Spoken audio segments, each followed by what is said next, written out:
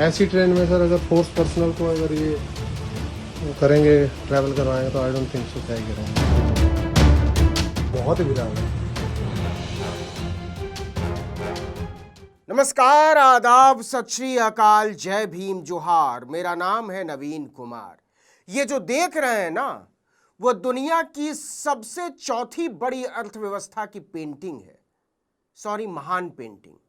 मोदी के चमकते हुए इंडिया का नजराना। अगर आपको इसमें कोई गड़बड़ी नजर आ रही है तो अपनी आंखों की जांच करवाएं। हंसिए मत।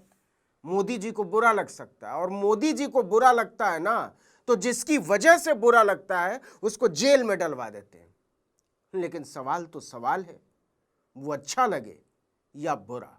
तो बहुत सीधे सवाल से शुरू करते हैं। क्या देश के प्रधानमंत्री नरेंद्र मोदी इस पाखाने में पॉटी करना पसंद करेंगे?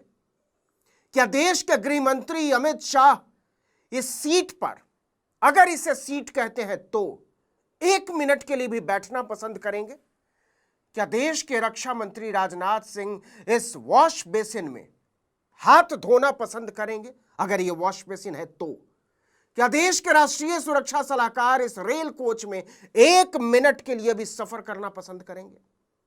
बुरा लगता है बोलने में, और आपको बुरा लग रहा होगा सुनने में, लेकिन जिस रेलगाड़ी में नरेंद्र मोदी, अमित शाह, डोवाल और राजनाथ सिंह हगना भी पसंद नहीं करेंगे, उसे देश की सुरक्षा के लिए ड्यूटी पर रवाना होते जवानों के लिए भेज दिया कि इसमें सोते हुए अमरनाथ चले जाओ।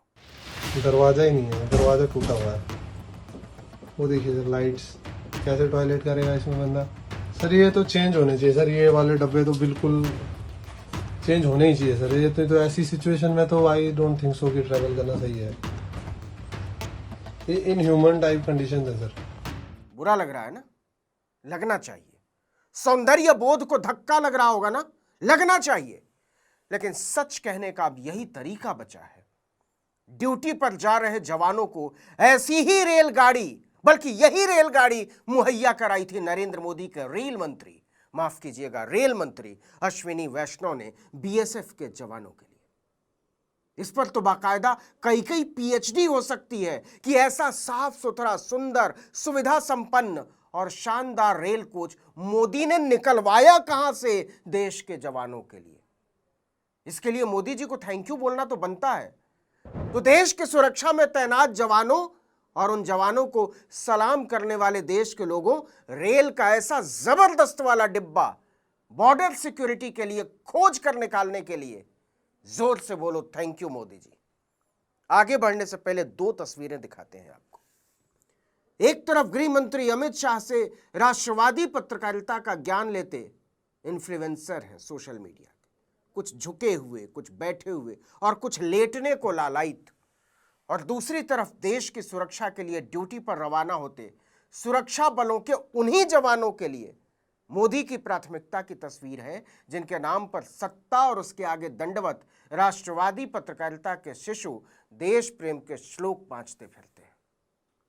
जरा अमित शाह और शिशु मंदिर मीडिया के पत्रकारों के आगे रखे भोजन के टेबल की साज सज्जा देख लीजिए। बस जिस डिजाइन की और जिस स्टाइल में थालियां रखी हुई है, उसकी कीमत हम और आप सोच भी नहीं सकते।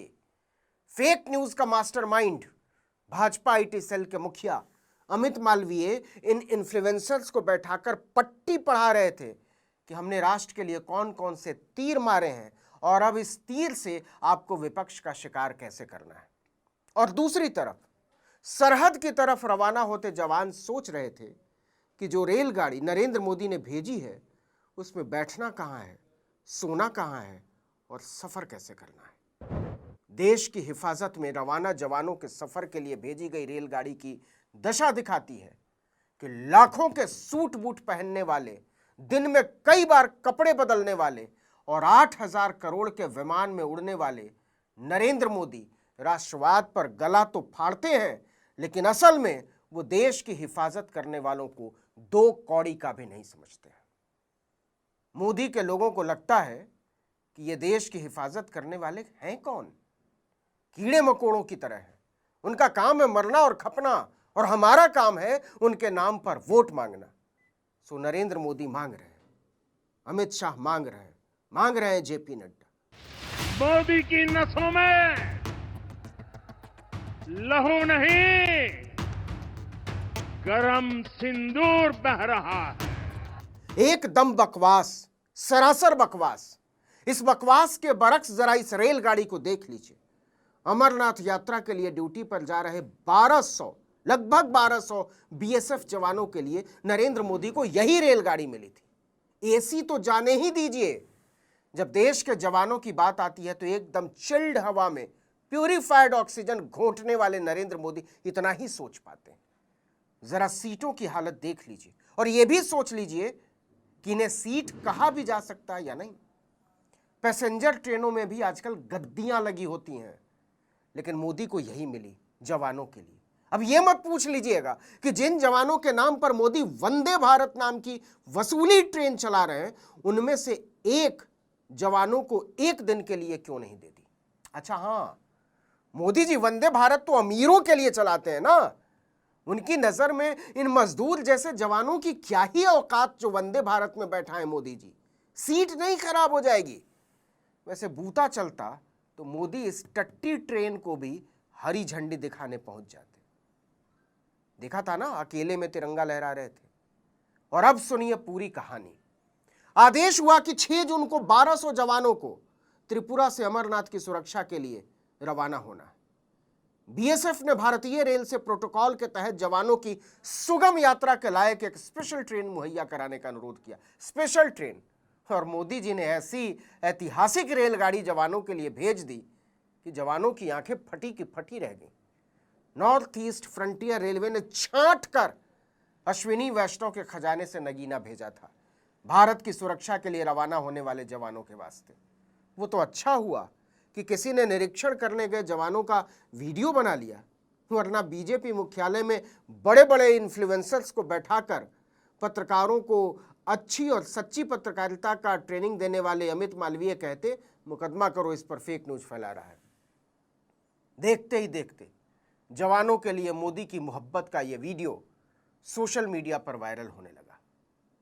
इसकी खिड़की की हालत देखकर आपको लगेगा शाहजहां ऐसी ही खिड़की से मुमताज को देखा करता होगा, और सीट को देखकर लगेगा मोदी जी अभी अभी यहां से चाय बेचकर अगले डिब्बे में गए होंगे।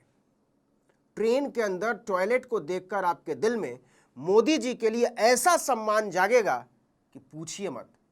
हस्त प्रक्षालन के स्वाभाविक अनुभव के लिए वॉश बेसिन की खोज इस रेलगाड़ी में अश्विनी वैष्णव ने होने ही नहीं दी। और पंखा, बल्ब, रोशनी का तो खैर मोदी जी के राज में सुरक्षा बलों के जवानों की यात्रा के लिए आविष्कार ही नहीं हुआ है। सर पूरा बारिश बुरिश सब नीचे आएगा इसमें। बिल्कुल ठीक नहीं है इस ट्रेन की कंडीशन। मतलब ट्रैवल करने लायक तो सर ये है नहीं, और 5-6 दिन लायक तो बिल्कुल नहीं है सर। आगे बढ़ने से पहले एक बार फिर से थैंक यू मोदी जी बोली। ऐसे नहीं, जोर से। हाँ ऐसे। हम आपको फिर से याद दिला दें कि लगभग 1200 जवानों को अमरनाथ तीर्थ यात्रा ड्यूटी के लिए कश्मीर पहुंचना था। जो ट्रेन मोदी जी ने देश प्रेम के वशीभूत होकर भेजी थी, उसका निरीक्षण करने जब बीएसएफ के कंपनी कमांडर पहुंचे तो हैरान रह गए। आधी से ज्यादा सीटें उखड़ी हुई थी। गद्दी तो छोड़िए, पटरी तक नहीं थी। हर डिब्बे में जगह जगह टूटे फूटे सामान पड़े थे, कचरा पड़ा था, मलबा पड़ा था। ट्रेन की खिड़कियों और दरवाजों तक में छेद थे। फर्श पर जगह जगह कॉकरोच घूम रहे थे।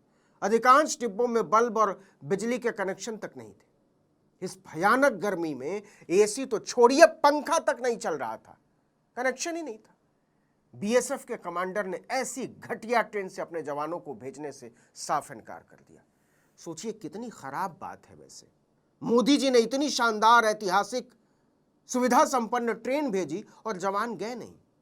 जांच के बाद पता चला कि इन डिब्बों का महीनों से इस्तेमाल ही नहीं हुआ था और इन्हें यात्रा से बाहर किया जा चुका था। ऐसे कोच मोदी जी ने खोज कर, यार्ड से निकालकर भारत के जवानों के लिए भेजे थे। जवानों के इनकार के बाद 10 जून को दूसरी ट्रेन मुहैया कराई गई। अच्छा और सुनिए, पहले तो रेल मंत्रालय ने कहा कोई गलती ही नहीं हुई, दूसरी ट्रेन में चढ़ गए थे। लेकिन भारी छिछालेदार के बाद रेल मंत्रालय ने 4 रेल अधिकारियों को सस्पेंड किया। लेकिन तब तक देश के करदाताओं के पैसे पर मौज उड़ाने वाले नरेंद्र मोदी की नियत और प्राथमिकताओं की पोल पट्टी खुल चुकी थी।